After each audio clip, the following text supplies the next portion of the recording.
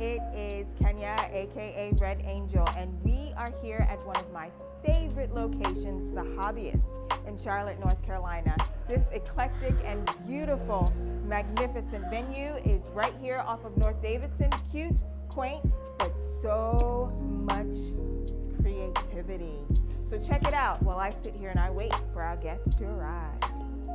Is Red Angel, and we are here for another exciting sit down with another exciting, talented designer. I have Keon Brown here with ZYN Fashion. How are you? I'm well. How are you? I am wonderful. Good seeing you, old friend. Yes, that's right. That's right. So we go way back. Like, you know? Yeah. So how have you been? I've been very well, actually, working on a lot of new things. Okay.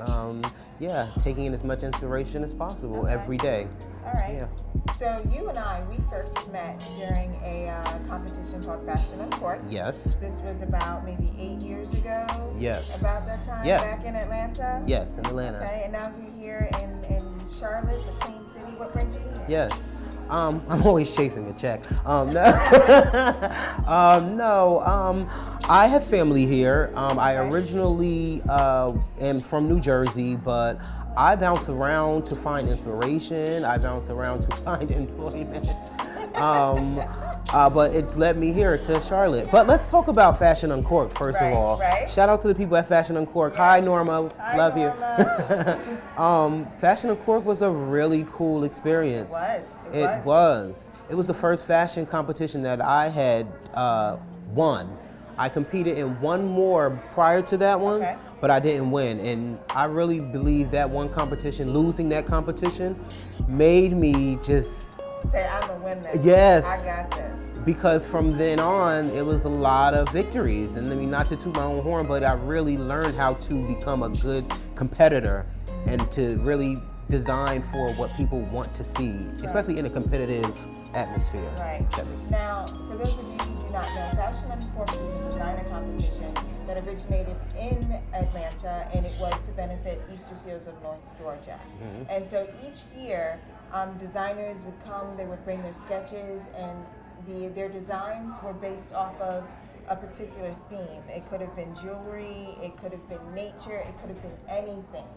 And so, of course, it gets narrowed down, and then the finalists, we do an actual live performance with runway shows and entertainment and things of that. And I was fortunate enough to be the director of that particular production. This is where I met the talented Keon. Yes. He is still wowing me today. Now, since then, you've also entered in some other competitions. You want to tell us a little bit about Yes. I entered in a competition in New York. It was called Fashion Face Off. Okay. It was a nonprofit, just like Fashion Uncorked. It was a nonprofit. It was to develop funding for children who wanted to play hockey in Harlem, New York. So, I mean, I was not a sporty child growing up, but I just knew that I wanted to compete. I think that competition really forced me to tap into my depth of creativity, because I remember one, okay, well, right. That was where my mind was. That's not compute. Yes, because that's where my mind was. I was like, okay, I was thinking so literal. I remember, well, firstly, they made us decide which team we were going to pick to portray on the runway. And because I'm from Jersey, I'm a Jersey guy, I chose the Jersey Devils. And is it Jersey Devils or New York Devils? It's Jersey, right? Okay, yeah, Jersey, all right, Jersey. Hey, but I chose the Jersey Devils, and I was thinking so literal. I remember I made a mini skirt out of foam hockey pucks. It was really fly, but when I took it to the judges, because we had like a pre-screening so they would see what we were showing before the show, they were like, oh, we love it. The first two pieces we love, you're good. And they saw the hockey puck skirt and they were like, too literal, you gotta rethink it. And I went back and I did this really chic, Grace Jones inspired, really high collar, black. It was really cool. A mini skirt, cocktail dress. It was really, really, really cool. And ultimately, it was a wow, and I won. So that was a really cool experience. It really was, and it was for a good cause. Right. And so you, after that one, I think you said you had one more. Yes. Then I entered Greensboro Fashion Week. Okay.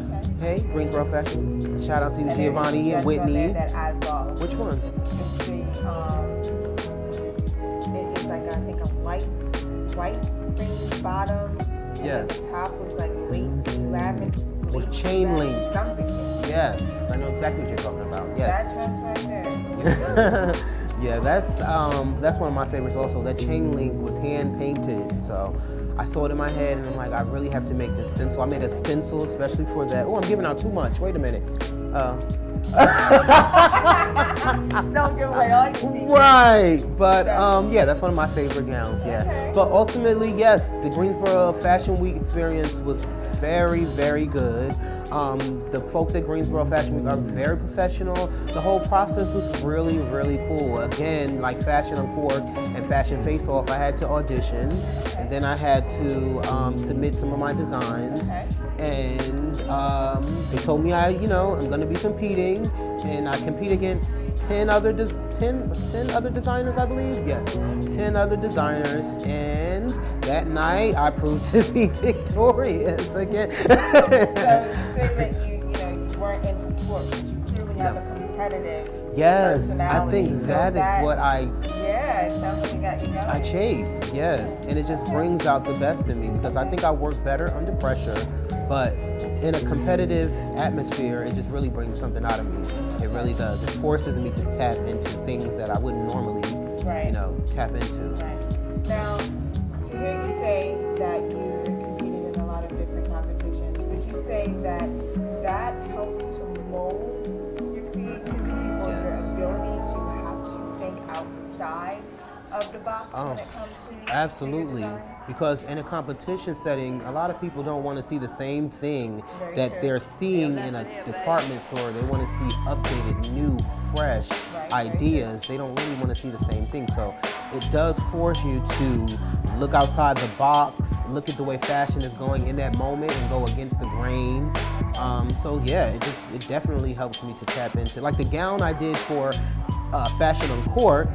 It was an all black corset gown, satin black corset gown, and the bottom was a full rosette ombre. Beautiful, yes. It moved so well. The model, Allie, hey Allie, she moved so graceful in that. It was beautiful. It was beautiful. And at that time, what is it, 2014? Something like that. Yeah, a lot of people weren't going, a lot of designers or design houses weren't going in that direction, which is the reason why I did. Right. So, you're doing all these wonderful things now. Did you always know that being a designer was someplace you were going to be headed? Like, and if you did, when did it hit you? When did you finally decide? Honestly, you know what? I like no. this. Honestly, no. I wanted to be a singer. I grew up in a family where we sang. Like my dad is a singer professionally. My aunt sang professionally. My grandmother sang, on the choir and things like that. And I've been on the choir since I was about 4 years old singing. So you're about to say more? I'm not, but if I were a singer and pursuing music, I would bust it out on you. Right. But I'm not. Like I give you a gift. Yeah, I mean, I honestly feel that my voice is something that God gifted me to give Him praise. That's honestly how I feel. I sing to myself, I sing for my family, I sing to alter my mood. It's just for me, it's my own gift. So now, I mean, fashion has been my life, and it's been the fueling force in my life for a long time. And to answer your question, when I was a kid, like I said, I wanted to be a singer. I went to a performing arts high school, vocal major, Rosa Parks in Paterson, New Jersey. Hi, Rosa Parks, hi. Then I was still a very artistic person. I was still practicing a lot of art, painting, other things to help sharpen my creativity to later lead me to fashion. I remember making custom jeans where there would be like bleached or distressed jeans with bandanas underneath. I know they didn't look Yes, good they were hot in 2000. They were hot in 2000, and I was making some money from my classmates. And it wasn't until my grandmother said, you know what, this is a real job, like you can really get paid for this. This is something that you can really do.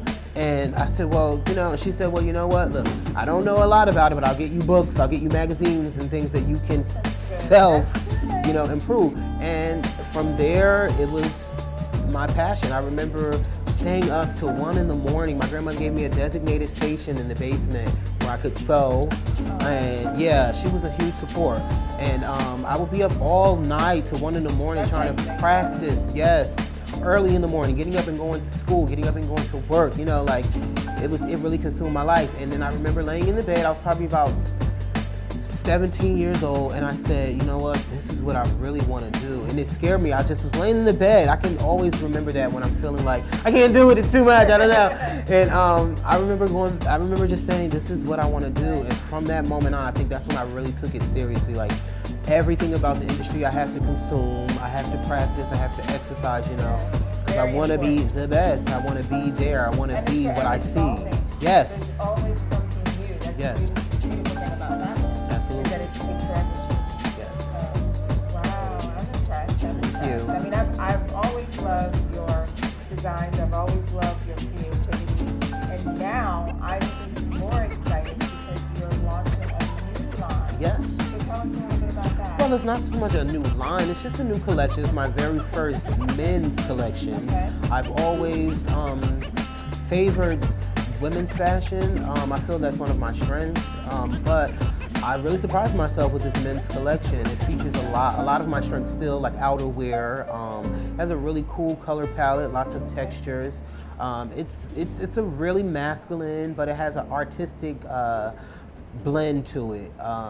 Yeah, I just shot that Sunday, and it turned out great. Actually, I was really happy with the way everything turned out. Yeah. Now, you gotta tell me a little bit about this number right here. Oh, this is a ZYN Fashion men's. I'm wearing it out of season. It's spring, but we're in fall. But Fashion. yeah. Let me give you this little back action. Yeah, a little back action. But yeah, I don't make a lot of things for myself. I'm honestly always making things for either collections, custom items for customers. But every once in a while, I'll make something for myself just to, keep it going. And then since I was in the mood of, in the mindset rather, of making the men's collection, just kicking out things here and there. So now that we've heard a little bit about, where you've come from, and we've got opportunity to get familiar with your designs and who you are and things of that nature, what's next for you? Like, are you going to open your own store? What's the dream? What's the vision? Well, I mean, like any designer, I'd like to be in department stores. I'd like to have my own section in Neiman's, of course. I mean, but the beauty in a dream, I'll say, is just being able to go with the flow. And I mean, I don't like to, nail things in a coffin like this is the way it's going to be, set it in stone, because it can be anything. Yes. All I have to do is stay ready, stay prepared. And if there's someone out there who would like to merge with my brand, that is acceptable. I mean, someone who would like to invest, but yes, department stores, my very own stores, boutiques. I have amazing ideas for packaging. You can see on my Instagram page. God, yes. And I think that's when I saw the packaging, yes. The unwrapping that a young lady was doing when she got his garment. And I was just like, that's it. Like, you're coming to sit and talk with me because the packaging is so valuable. Yes. I really want to change the way people receive their goods, and I want it to be that way. So until you see the video, basically ZYN Fashion will be packaging its items for certain items. We'll be packaging them in odd shapes. There's the video that I'm talking about. There's a friend of mine who received a blouse, and it was packaged in an ice cream cone. So the video is her revealing the whole packaging and everything. Yeah, but we have a lot. We have everything from steaks. We have cars, cupcakes. Like, I sent out a pair of tights to a friend, and they were in cupcakes, cardboard. But it's just something to feed the gram. Everybody's trying to feed the gram, so something to feed the gram, and just something fun. If you're sending a birthday gift to your mom, your sister, your brother, and you want a ZYN Fashion varsity jacket for your man, ladies, how you doing? send it in a cool race car and made out of cardboard, you know? I can't lie, I'm all about branding, right? Yes. So when you did that, and I completely saw it taking off. And I'm not even gonna lie, I'm not gonna try. I reached out to you because in my mind, I was thinking I better get him before I can. You'll always I want to listen. get this first. that was my mind. Because Yes. I hit you up right on, I put it out there. I'm like, okay, so when I was like, nope, I'm doing this now. Because I see where it's going. Yeah. It's absolutely fantastic. Well, thank you. That means a lot. I'm glad that it affects people that way. I mean, that's the way I wanted it to come across, and I really think it could really change the way people are packaging and sending their packages. It's going to make people want to compete. So you've heard it here first. You like competition, so you I like always competition, stay ahead. right? So I'm always going to stay Right, ahead. okay. Boom. Right. Okay. But yeah, so thank you. I'm glad that you feel that way about it. I'm really excited. Thanks. You know, you have so much experience, so much information. You are a wealth of knowledge. Is there anything that you can, just a little bit of knowledge, something you can drop for someone that is looking to take this on, to get started, but they're unsure? You know, they kind of feel like, I think this is something that I want to do. Absolutely. What would you tell them? I would tell any young designer pursuing fashion design to always be receptive to inspiration. Inspiration is everywhere. Even when someone says, oh, you're a designer or you're learning design. Hey, I have this idea. Take it, listen to what they're saying. Let everything inspire you, and you'll never get stale in the industry. I mean, I am still learning, I am still achieving, but I've been doing this for 19 years, and I'm not regressing, I'm digressing. Did I say that right? No. Digressing? I'm not digressing. Digressing is going the other way. You're moving forward. Moving He's forward. Not stepping back. We can say it a lot of different ways. We can say that his future is greater than his past. Absolutely. Ooh, yes, I like that. Chicken soup for the soul. But yeah, always stay inspired. Always search for inspiration. That'll keep you relevant. That'll keep your wheels turning mentally and creatively. Okay, so when I do the Runway one-on-one symposium and I have a panel of experts in the fashion field, you're going to sit on it, right? Of course, I'd love to. Yeah. Y'all heard it, so yes, you can't take I it would back. love to. Yes, I would love to actually be on the panel for Fashion Uncorked. That's directed towards me too, I'm sure. And Fashion Uncorked, I see you. Yeah, I mean, I just think it was such an excellent event. It was so classy. It was so organized. Kenya was doing an amazing job backstage. I saw her everywhere, achieving everything. But I would love to be a part of that again. And any other panel, I can talk fashion all day. I love it. And I'd love to be, I'd love to drop a gem on those young designers who are interested in going in that direction. Okay. Yes, I'd love to, of course. Because I'm going to always have my position. No. I joke. Well, tell everyone before you tell everyone where they can find you, actually, is there anybody that you want to give a shout out to? Yes, actually, I'd like to give a shout out to Anique Snow, a fabulous photographer I've worked with recently on my men's collection. She is fabulous.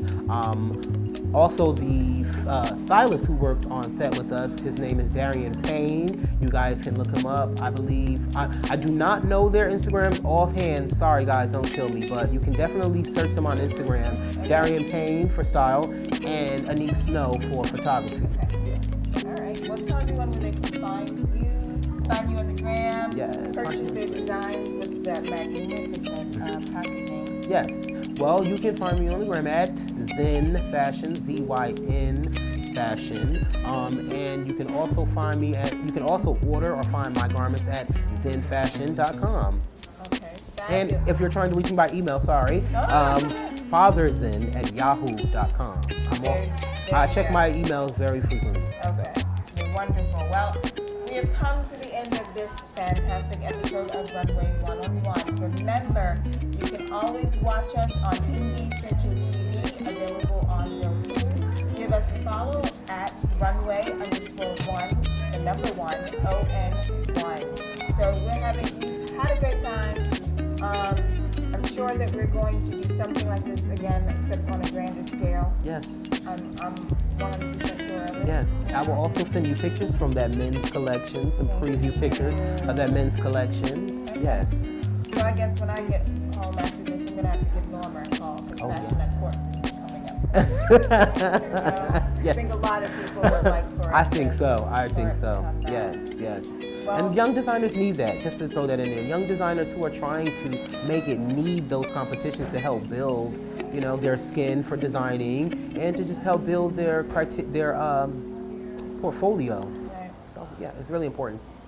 But thank you for having me. Oh, you're welcome. And we have to give a special shout out to our sponsor for this evening, which is the Hobbyist, located here in the beautiful Queen City, Charlotte, North Carolina, in the NoDA area. I just found out that NoDA meant North Davidson.